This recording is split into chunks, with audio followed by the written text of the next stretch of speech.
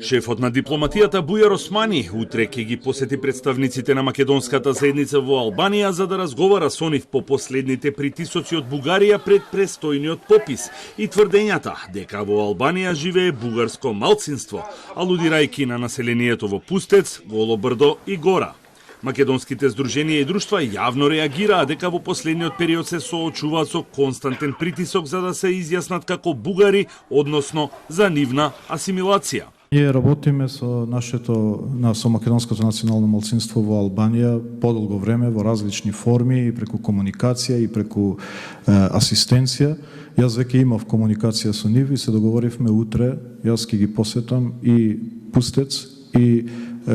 новиот граничен премин Джепиште-Требиште,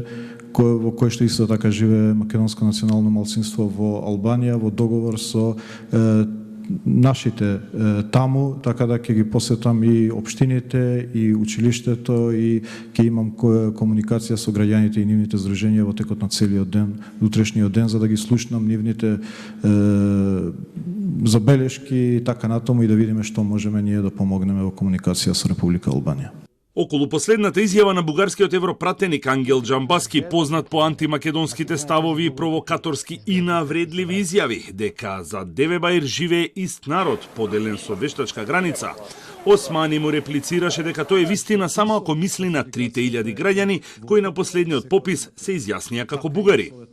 Изјавата ја карактеризираше како провокација, но без прецизен одговор, дали ќе се превземе нешто, односно дали ќе биде испратена протестна нота. Може би имаат право во делот на 3000 бугари кои што живеат во Република Северна Македонија, се еден народ. Така да треба да објасни дали мисли на тоа, иначе све друго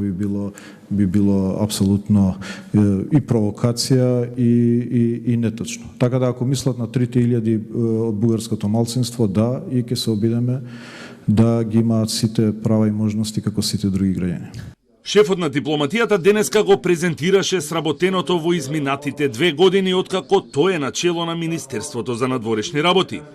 Најголем предизвик во работењето биле односите со Бугарија, а клучни постигнувања се усвојувањето на преговарачката рамка, безусловната прва меѓувладина конференција за почеток на преговорите со Европската Унија и историските прашања кои не влегоа во преговарачката рамка, како и напуштањето на, како што кажа Османи, озогласената рамковна позиција на Република Бугарија и декларацијата на Бугарското собрание, кој резултираше со вето.